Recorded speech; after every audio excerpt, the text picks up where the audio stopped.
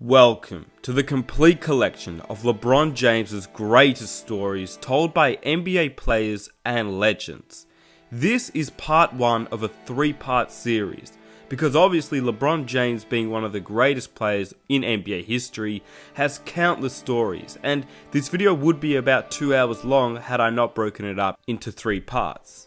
So if you haven't seen any of the other episodes within the full series, there is a playlist link in the description box down below and on the top right of your screen. If you click on that, you'll find all the episodes within the series.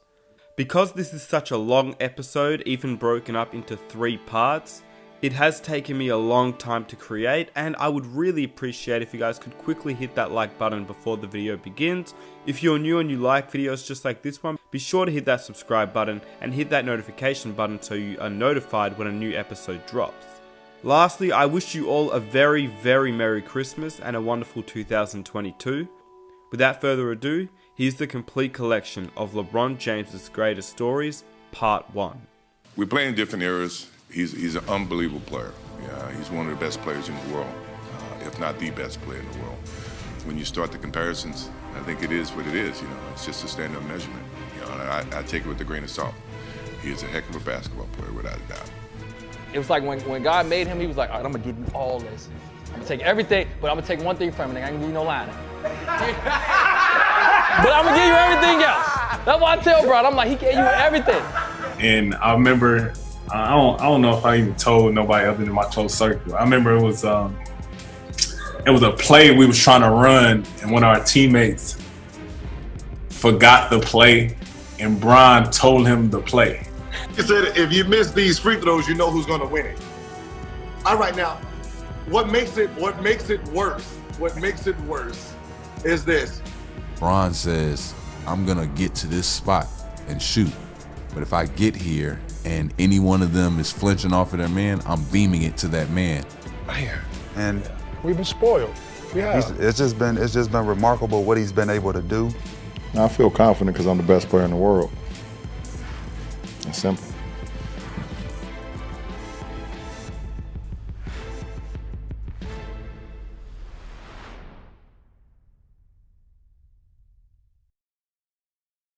For years, I always caught so much flack, you know, us being the better team or whatever we was at one point in the Eastern Conference Finals, and people not realizing, like, it's tough to get past this motherfucker. I don't care who you are, you know what I mean? And see him come to the West and be able to do the same thing, it's a testament to his greatness and, you know, his IQ to the game when he go out there and play. You know, I remember you said 16 when we went to the Eastern Conference Finals. We won game 3 and 4, and it was like a whole nother mindset click for him. And the player to coach against, and one most difficult and going through in the playoffs, was LeBron James. This guy was looking in your mouth like right there and just it was telling the players exactly what was going to happen on the play that you called. And I remember, I don't know if I even told nobody other than my close circle. I remember it was a play we was trying to run, and one of our teammates forgot the play, and Bron told him the play. But I was also in the gym when I watched him on the floor against Toronto tell Patrick Patterson where he was supposed to go on the play they had called out of timeout late in the 4th quarter. He's like, no, Pat, you're supposed to stand over there and you're going to pin down for DeMar over here. Wow. That's hilarious. That's who he is. Like, it was some crazy shit. It was some crazy stuff. We called it a play. He was like, what? And Bron told him what our play was. You know, and it just shows you, like, how locked in this dude be when it comes to winning time, man. And you see it when he out there on both ends, man. But that changed, and you know this. Like, we beat him a couple times when he was in Cleveland. He was not that way. I've never seen a change in a player. I knew we were in trouble in Miami when we were coaching. When he was in Cleveland, he was just playing basketball. Right. We get to Miami, and he's in Miami now, and he's calling our plays out. He's staring over at our bench. He's reading stuff, and I remember saying, "Oh, this is not good." You know, there are a lot, and Dwayne brings it up. When you're drawing a play in a timeout, you know as an opposing coach that one guy can screw things up for you. I know you know the famous, free throw, LeBron, So what did he say to you? And then how were you able to maintain your focus when you missed him? We were respectful there, but missed him, but how did you lose sight for what you were trying to do? Make the free throw and then? Okay, so we have to back up a little bit because I was balling. Looking to inbound, Arenas puts up the three. Bang! Gilbert Arenas ties the game. And a timeout. I was balling that fourth quarter, and miracle comeback. Down 3. I hit almost like a 30-footer to take us to overtime. Kind of got a little tired in overtime, but got to the free throw line. It's butter. Game's over. We're up 1. I'm about to hit these 3. This is easy. And LeBron comes by and taps you on the chest and whispers something to you. What did he tell you? He said, if you miss these free throws, you know who's going to win it. And when he tapped me and he's like, if you miss these, that's game. And for that 1 second, I became human and thought about it. All right, now, what makes it worse is this. So because we gamble at LeBron's house, me, Damon Jones, that was our group. Right. So Damon Jones was horrible. He was horrible at cards. So he owed me money. So I always used to say, every time we played them, I always used to scream out, the landlord's hit. The landlord needs his rent money.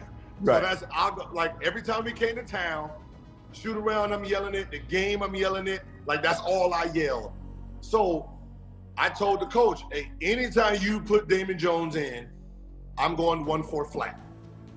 He owes me money. Until he pays me my money, 1-4 flat. He's gonna be a liability out on this court. And that's what I did every time he came in, 1-4 flat. So he stopped playing. So he doesn't even play in game 6. So when he whispers, who's gonna hit it, everybody assumed it was him. I knew what he was talking about. And it had me thinking about it. And I can even see it on my face when I watch, oh yeah, you're missing these, bro. Mm-hmm. And then I missed the first one, and I'm sitting there how the hell did I miss that? That's just so off. Mm-hmm. Missed the second one, and I'm sitting here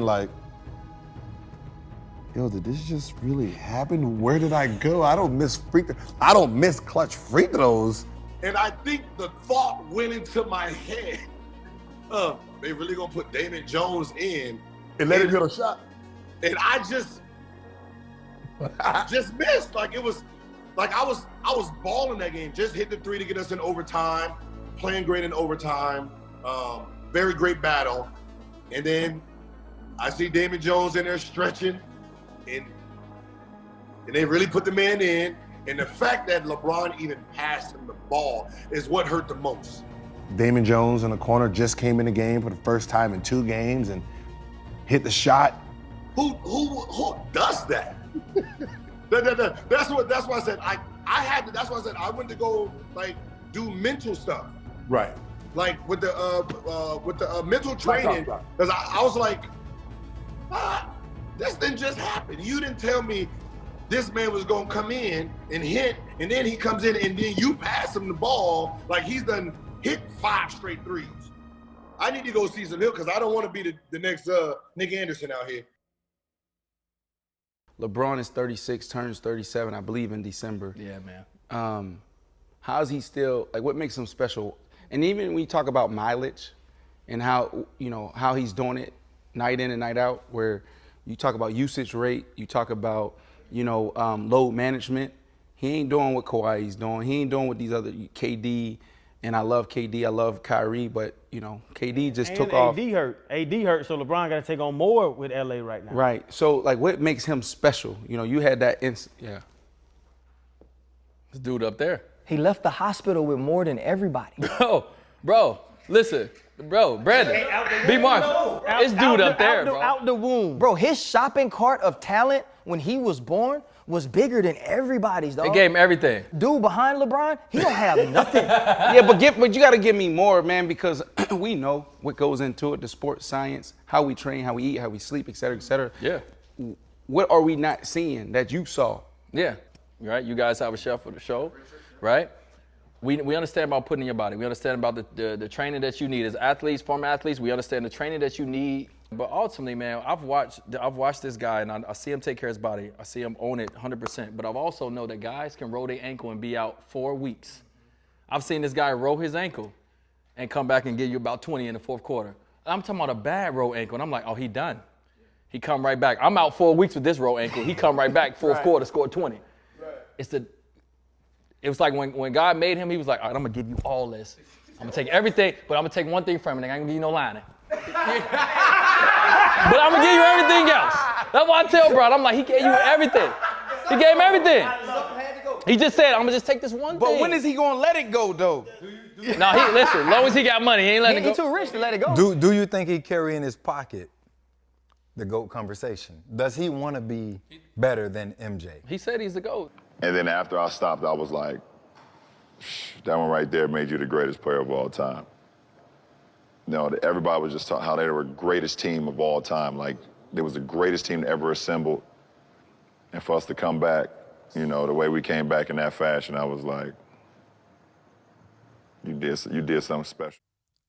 Like I said, man, bro, you my dog. You know this, though. Me and Bron been in arguments about this, though. Well, does he take that? Does he is he conscientious about that shit? Bron laughs at that shit, bro. Because I feel like he's in the conversation. Why the fuck does he I feel like he is the conversation. He's getting compared to Michael Jordan, dog. We having real life arguments in barbershops about who's better between him and Mike. So let me ask you this, though. Who he gonna get mad for? He don't get mad. Bron, that's what I'm saying about Bron. That's raw as fuck to me. Because me personally, I would be like, Mike got to play me one-on-one. Most people want to be the GOAT, and you can't get there, right? We fall short. We run out of talent. I ran out of talent. Injuries or whatever. LeBron is actually there. Do you think that takes away, do you think having this conversation sometimes takes away from what LeBron has accomplished? Yes, because he's not done. And we're talking about everything he's doing now, right? We talk about the GOAT, the greatest of all time. That's when a player is done, and now you can put their resume versus the next resume. Right now, we've been talking about LeBron as a GOAT since 2010.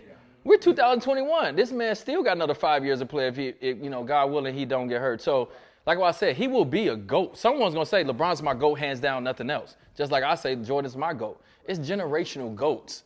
That's what people got to understand. It's a lot of great players that play sports, but it's eras of GOATs. And everyone want to make one GOAT. It's impossible to make one GOAT because as great as LeBron is, it will be another. This is just the way the game is. This is the way the world works. It will be another person that come in and become someone's GOAT. Talk to us about, too, I mean, I don't know if it's true, but I heard that Bron saved your life. Man, look. Swimming shit, any truth to it? I just want to know if it's true. It's truth, man. What happened? We was in like the little grotto, like in the Bahamas. You know, you can swim underneath. Because Jack is scared to get in the bathtub, so you can't swim neither? I can swim, but I'm gonna tell you some real shit. I can survive. Okay, that's important. I can survive. That's what you need. So we in there, and we trying to get back. Everybody swimming back to the boat, but I'm snorkeling too. We snorkeling on the way back, and my head is in the water. And I'm snorkeling, and I look up. And every time I look up out the water, the boat is further and further away. No. And I'm getting pushed by the current. The undertow and current. And I'm like, yo, yo. Like, niggas is looking at me like I'm joking. I'm like, yo, I need help. Like this. I'm swimming, I'm like this. I'm trying to hold on to a rock. You was exhausted. I was exhausted. I'm like, I ain't gonna fight that current like that. So the one guy was like, just don't fight it. You know what I'm saying? Let it, just go with it. Go with the flow. And I see Bron jump in the water. He just, you know, Aquaman jump in the water. Because D-Wade was right in front of me. D got on right before me. So I'm thinking D going come back, but I know D ain't rocking with the water like that. You know? So D over there like, he like, yo, go get him. Like, go get him. And I just see Bron just coming like, I got you, champ. I got you. Grabbed me, and we went back to the boat, man. So, all purpose. LeBron is all purpose. So lifeguard, all kind of shit. But it's crazy because he's very good at a lot of shit. Like, I don't give a fuck what it is. He's gonna be successful at that. He's gonna figure it out. He's one of them people. He's just one of them natural freaks, man. I call him a lab baby, man. He was built in the lab. Watching LeBron, and we've all been pampered, if not spoiled, to the fact that he's been consistent every year to come out with this certain level. But we forget that LeBron is great while he's playing the game. Let's just talk about his progression. Obviously, Tay, you played him. You've seen moments where he was over the top great. Talk about just his greatness and how, you know, how we are spoiled as fans, and his greatness and what he's putting on the game. You know what, you know, from the time that he first came in the league, you know, his debut in Sacramento where he was attacking the rim with, you know, ferocity and finishing. And as you can see here, when he had that phenomenal second half against us, it's like he just hit a turbo button. Man. You know, we in quicksand. Yeah. You know, we went to 5th straight conference finals at that moment. You know, we didn't play 500 games in 5 seasons. We in quicksand. My man putting the turbo button on, and he's still doing that. It's like he hitting the R1 on you. He's still hitting the turbo button to this day. There's no reason for us to be here if we weren't confident. May 31st, 2007 was the Eastern Conference Finals. The series was tied 2-2. Being in the Palace of Auburn Hills in the playoffs, that's one of the most hostile environments to be in. You just feel like it's just you 12 against the whole city of Detroit. The night at the Palace of Auburn Hills when LeBron went nuts in the fourth quarter and overtime. And I always have to look back and say, now what was it? It was like 25 straight points and 29 out of 30 or something like that. But it was one of those times where we're doing the show from the arena because it was the conference finals. And we're on the set and Kenny and Chuck are there. And it was the only time I've seen him speechless. I wanted to put the responsibility on myself and have me answer the call. Here's James. Yes, and it counts. The Cavaliers down by 1. Maxfield defending on James. The defense was flat. Basically just gave him one of my left to right crossovers. Once I seen I had him off balance, I wanted to try to be aggressive as I could to make Tay not even thinking about, you know, coming over and try to block the shot. LeBron with the step back stuffs. He has been spectacular. As the fourth quarter started running down, it got to a point where I say, we've come this far. There's no looking back now. As a leader, I can't allow my team to fail. Down to 10. James with the step. This has been some kind of performance by this young guy. You start to notice that you're in the zone. All you're thinking about is your next make. Here's James. He scored 15 of the last 16 points. You know, everything is working, so now you have the defense off balance. They don't know if you're going to pull up and shoot a jump shot. They don't know if you're going to shoot a fadeaway. Shot clock to 5. James has to fire and scores. Oh, my. LeBron James, he has scored the last 20 of the Cavs' last 21 points. I think we've gone from having a winner in this game to having a survivor. It's one thing to leave a fan speechless, but when you leave a player speechless, because they've been there, they know what it takes to play in a playoff game, you know, what it takes to win. And when they see a player doing it to that level that LeBron did that night, and they're just like, I mean, I was getting that look. But as we were watching it, it was just like shake your head, jaw dropping, wow. It was like, who's going to dig down to win this basketball game? On top LeBron, behind the back dribble, forced, filled it up. I don't believe it. He scored the last 24 of the last 25. Jumps up a 3, it's through. 46 points for LeBron James. He has scored the last 27 of the last 28. 24 seconds to go in double OT. Baseline left sheet, turnaround gun blocked, no foul. Cavaliers at possession with 11.4 to go. Set it here. Bring LeBron to the top. Make sure you drive it. That's the last shot. That's what I stay after practice for, and this is what I be in the weight room for. If it's that one game where you need to use every little bit of energy to help your team win. James working it down. 5 seconds. 4, 3. James scores, and the Cavaliers come away with an probable victory here at the Palace. He had a magical game against the Pistons. Because you played against Jordan when he was, do you see the same velocity? You see similarities there? The difference is, they're both equally great. LeBron James always came to the game with the same thing that you came to the game with, where he was concerned about others, right? Not only did he have to score, but he also had to make this one better, and he had the responsibility. Jordan, Kobe, took it on himself. Those guys, they come to the game and it's like, okay, how many points you need to win? 40, right? Oh, 41 good enough? All right, tomorrow I'm going to get 50. Oh, 50 ain't good enough? Okay, I can get 60. 48. He had 48. 48 points for LeBron James. He scored 29 of the last 30. One of the great performances of all time. Man, and we've been spoiled. We have. It's just been remarkable what he's been able to do. And not only that, he came into the league with a lot on his shoulders. Right. What's LeBron like? LeBron, he's a cool guy.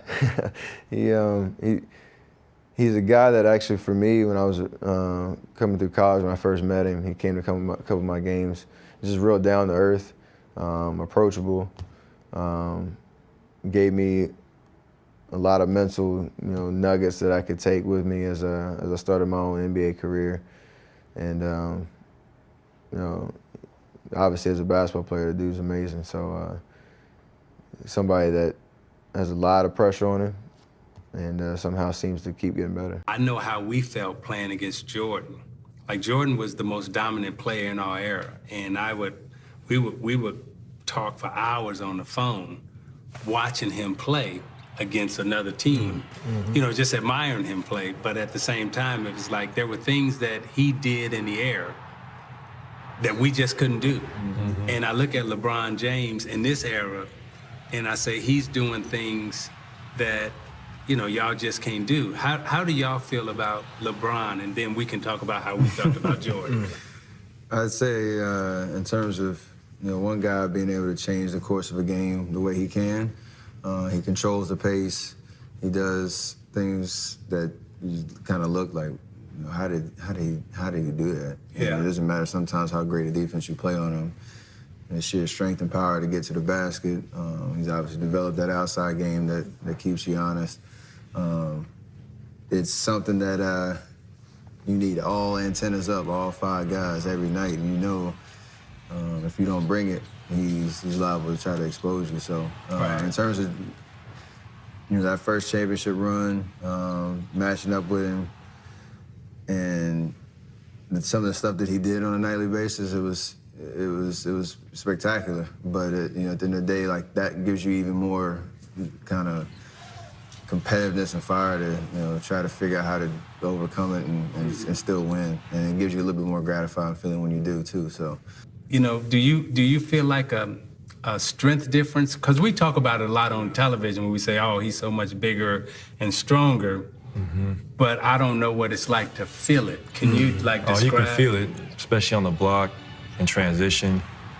You're just in awe of, I've never seen such a big human move so lightly on his feet. Like, his steps are small, but they're so quick. It's incredible. I remember one time in the finals, I got the ball on a break, and Andre was behind me, Iguodala, and LeBron was chasing me. He said, "You better dunk it, you better dunk it."